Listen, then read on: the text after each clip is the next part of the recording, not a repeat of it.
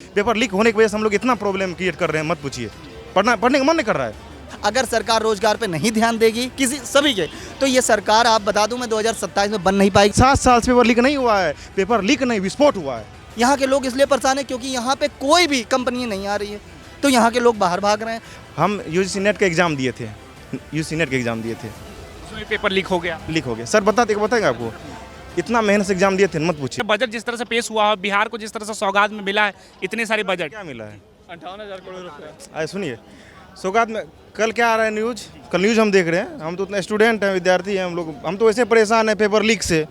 हमारे शिक्षा मंत्री धर्म प्रधान जी कल पता क्या बोले, वो कल बोले पेपर लीक कहाँ हुआ है, 6 साल से पेपर लीक नहीं हुआ है, 7 साल से पेपर लीक नहीं हुआ है। उसके अनुसार वो सही बोले, गलत नहीं बोले, हम उनका समर्थन में हैं। वो सही बोले 7 साल से पेपर लीक नहीं हुआ है, पेपर लीक नहीं विस्फोट हुआ है।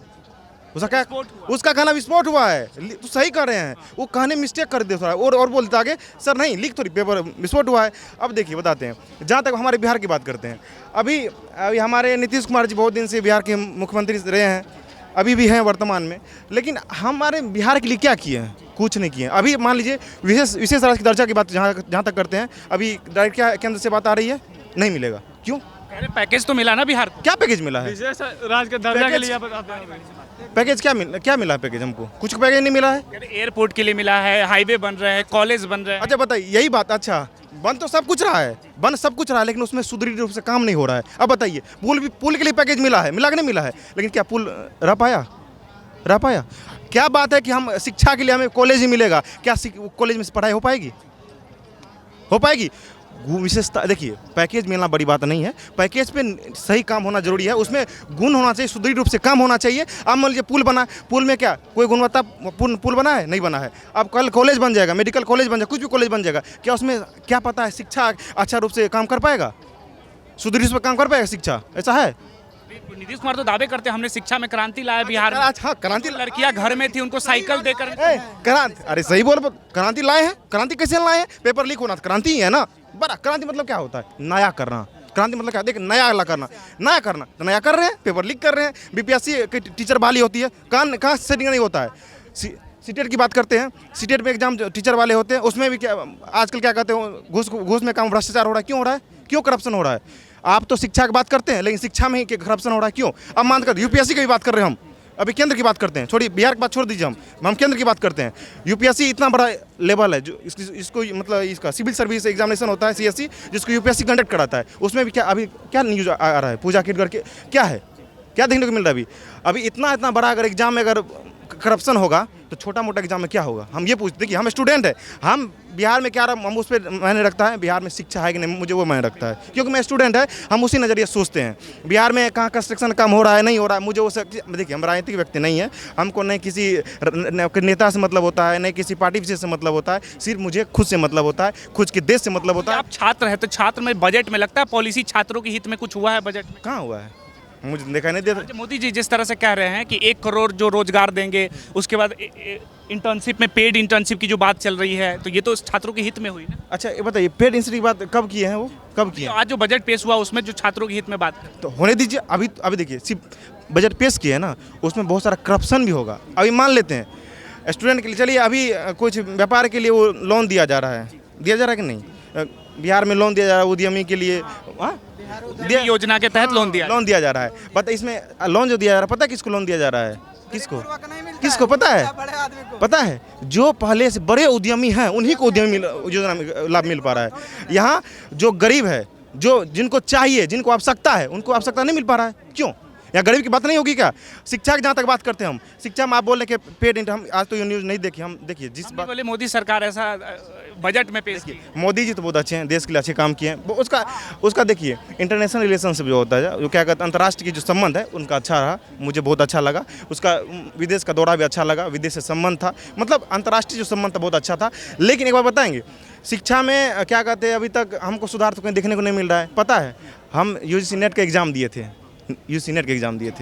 उसमें पेपर लीक हो गया। सर बताएंगे आपको, इतना मेहनत से एग्जाम दिए थे, मत पूछिए। पता है, सोचिएगा अगर जेआरएफ मेरा क्वालिफाइड हो, इतना कॉन्फिडेंस था।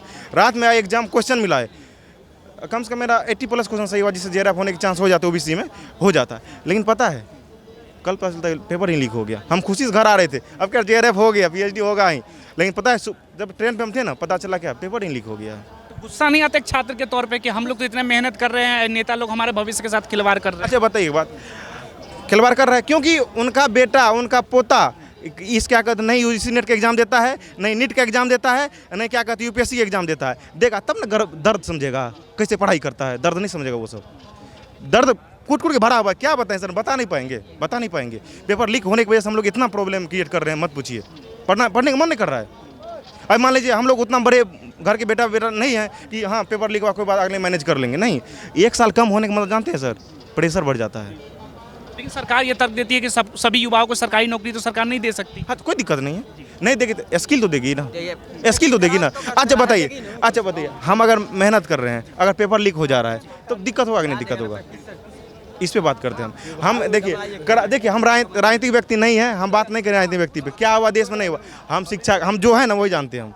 हमारा छात्र तो है ना, हाँ छात्र हैं, छात्र के लिए शिक्षा की बात करें। छात्र का भविष्य अगर राजनीति ही तय करता है तो राजनीति क्यों नहीं करेंगे छात्र? ठीक है, सही बात बोले आप। 1 मिनट, भैया बोल रहे हैं शिक्षा विभाग में क्रांति नहीं आया, ठीक है। सबसे पहले नीतीश कुमार के द्वारा छात्रवृत्ति की व्यवस्था की गई, उसके बाद से स्पेशल स्कॉलरशिप की व्यवस्था की गई, स्पेशल स्कॉलरशिप की व्यवस्था की गई, लड़कियों के लिए साइकिल की व्यवस्था की गई।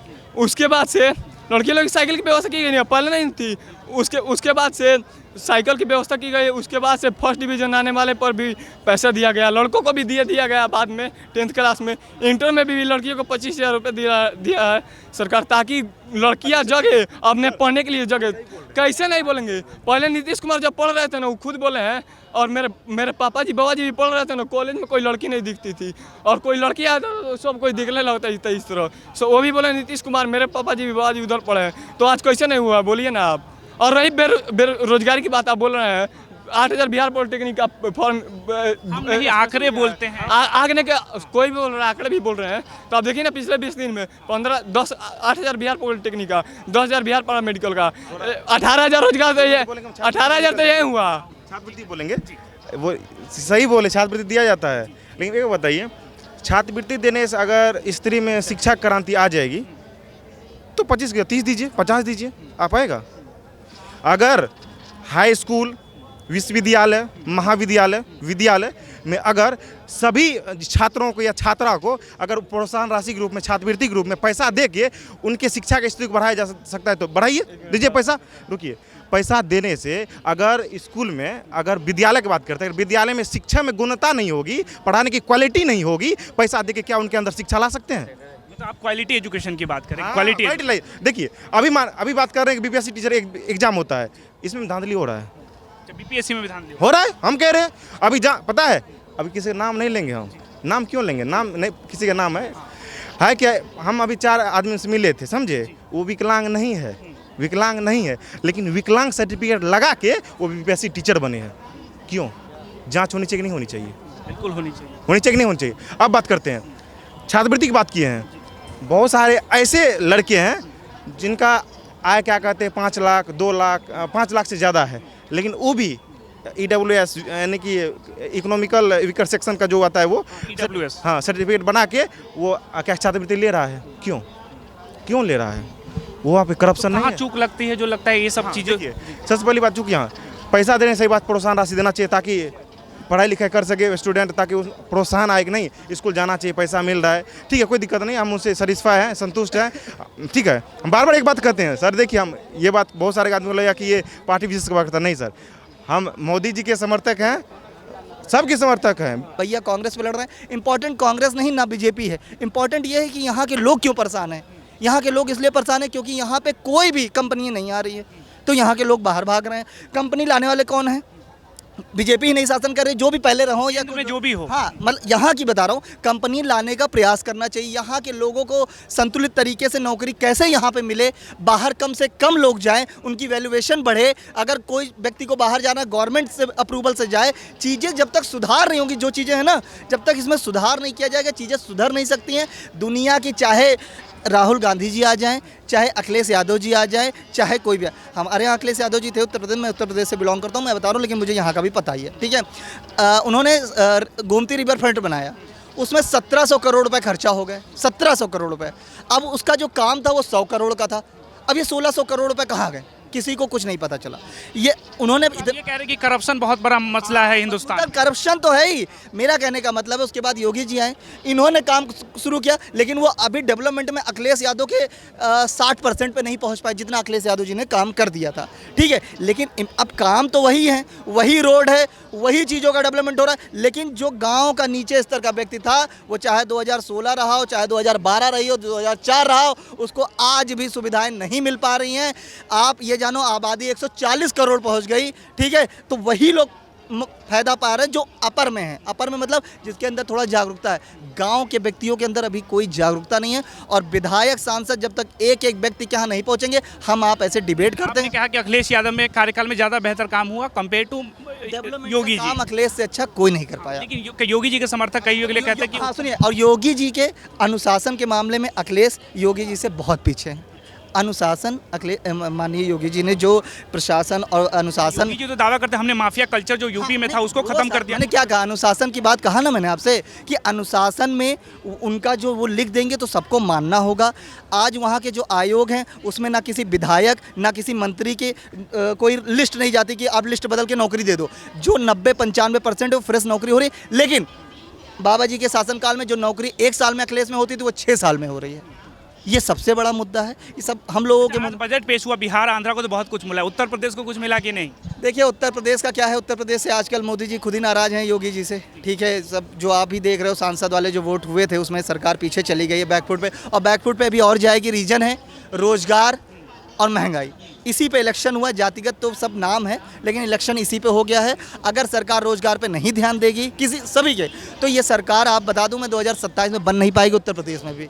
मैं आपसे राहुल, और मैं आपसे फिर बता दूं, मैंने 2022 में, ठीक है, माननीय अखिलेश यादव जी को वोट दिया, और 2000 ये जो इस बार का इलेक्शन हुआ मैंने कांग्रेस को वोट दिया। लेकिन मुद्दा यही है कि जो व्यक्ति काम कर रहा है ना, जिसको ज़रूरत है वो मिल नहीं पा रहा है। अगर ये नहीं मिलेगा तो सरकारें आती जाएंगी, हम आप बहस करते जाएंगे।